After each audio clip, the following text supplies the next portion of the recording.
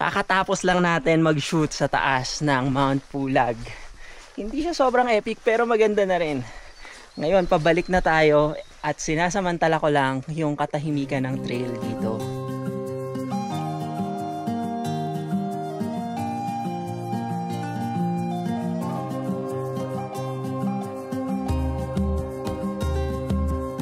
What is up guys, Tate here and welcome to another video. Nandito tayo ngayon sa Mossy Forest, yung mga kasama namin since joiner lang kami ng isang tour package dito sa Mount Pulag. By the way, ilalagay ko na lang yung link nung sinamahan namin na tour package. Solid sila guys. Mas matipid kasi talaga pag tour kaysa sa DIY. Tsaka mas mabilis niya siyang magagawa. Ang pinaka parang disadvantage lang niya ay yung syempre hindi nyo hawak yung oras nyo. Kasi papakisamahan nyo or i-consider nyo rin yung mga kasama nyo sa van. Pero so far, nagawa naman namin yung mga gusto naming puntahan, gusto naming shoot, gusto naming shot. Kasi dito sa Mount Pulag, ang sunrise kasi dito is maganda. At least para sa akin sa peak 2. Kasi dun sa peak 1 or pinaka summit, ano kasi dun, natatakpan siya or naharangan na siya nung peak 2. Mas gusto ko yung view sa peak 2 pero depende naman yung sa preference. Pero umakyat pa rin naman kami dun sa taas ng summit at marami rin kaming mga nakuhang mga shots. Madali lang tong trail actually, for beginners nga raw to, sabi nila, kasi ayos naman na yung trail tapos maayos na yung lalakaran mo. Challenge lang talaga kung hindi ka madalas nagka-cardio or lagi kang kinakapos ng hininga, wala kang exercise, medyo challenging to sa'yo. Kasi ito yung beginner trail, yung Ambangeg Trail. Doon sa Akiki, hindi ko pa napupuntahan yung Akiki, pero sabi nila mas ano siya for more serious hikers. And mas mag-iba rin yung view doon.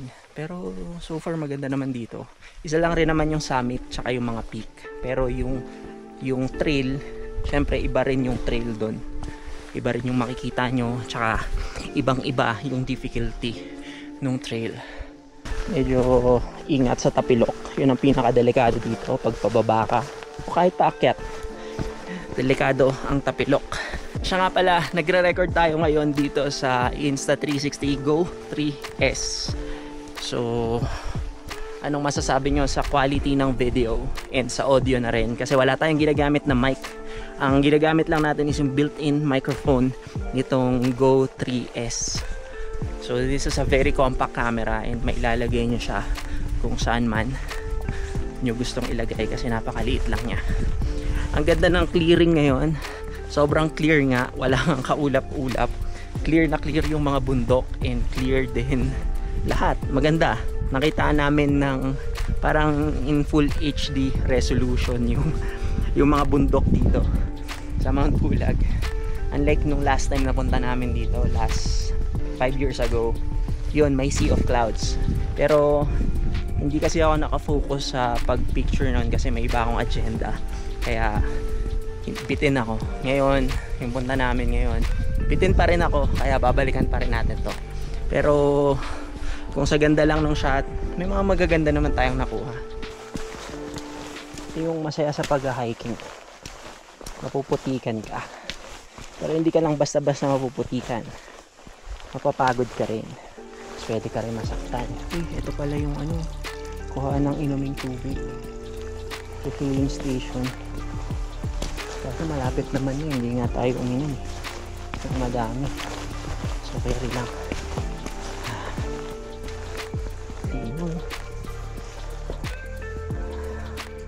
Look at that.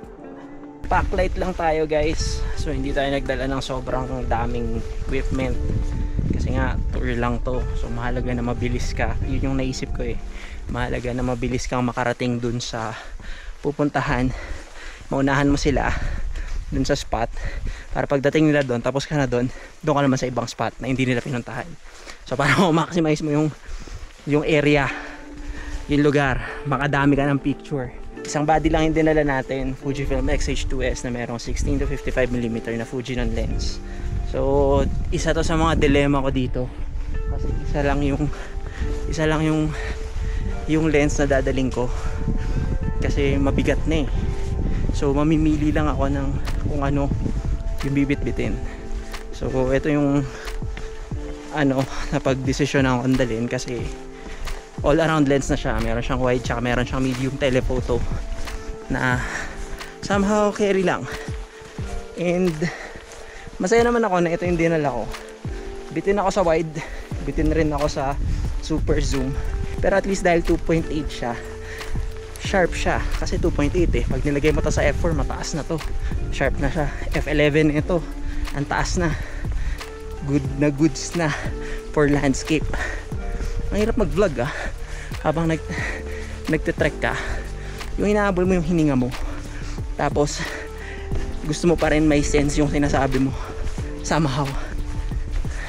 So ayun, kung magdadala kayo ng lens or yung isa sa mga i-consider nyo na equipment, syempre dapat kaya niyang magawa almost lahat, or at least kaya niya yung almost lahat nung gusto mong gawin na shoot. Since this is landscape na merong somehow konting details shot na shoot, okay na okay talaga to. Sa tripod naman, ang dinala lang nating tripod, yung KNF concept na tripod. Hindi yun yung pinakamagandang tripod. Actually 1.8 lang bili ko doon. Hindi yun yung pinaka okay na tripod natin. Pero dahil maliit siya, compact and madaling i-deploy, tapos mataas din yung kaya niyang maabot, kaya rin niya i-handle yung bigat ng camera natin, kaya okay na rin. Tapos meron tayong drone, yung maliit lang rin yung dinala natin.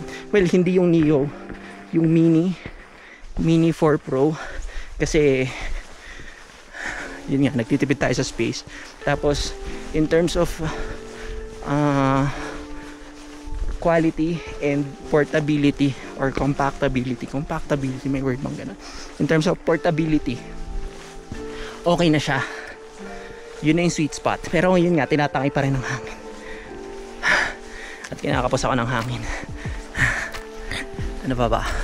Meron din tayong Insta360 1RS na 360 camera. So nag-record tayo ng konting 360 videos, and yung 360 time-lapse ginawa na rin natin. Hindi ko pa nakikita kung may maganda bang nangyari, pero sana meron. Sinasamantala ko lang yung luwag ng trail, kaya dito na rin ako nag-vlog para hindi na tayo mag-shoot sa studio, di ba? Tapos na-testing pa natin tong Insta360 Go 3S. Na-test pa natin yung vlogging capability niya. Kasi sa mga ganitong klaseng shoot, klaseng adventure, travel, ito talagang perfect dun kasi ang liit. Tapos quality na rin siya. Yung iPhone pa pala, iPhone 16 Pro. Nagamit natin siya ng maraming beses actually. Yung madilim, hindi ko akalain na ganun kaganda yung kuha niya. Though hindi ko pa nakikita, dun pa lang sa screen. Pero ngayon siguro tapos na yung video, nakita ko na yung mga nakunan ko dun. Papakita ko na lang and kayo na lang magsabi kung okay na ba sa inyo yung ganung klaseng quality. Gabi yun madilim and handheld yun.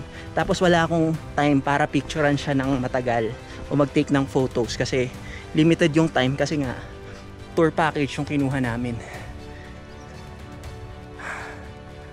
Tapos ano pa ba, yung video din niya, meron din tayong mga video na kuha nun, pero hindi ako nagsushoot ng raw na video kasi hindi naman kailangan ng sobrang ganda pag mga ganun.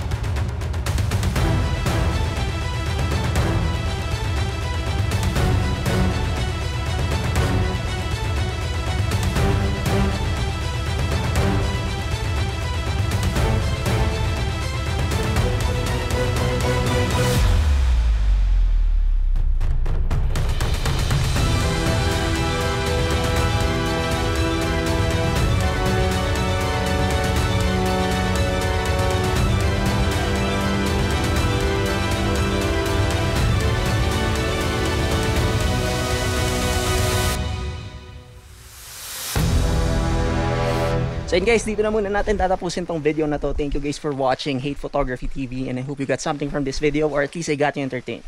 Please don't forget to like and subscribe. Once again, my name is Hate. See you in the next video.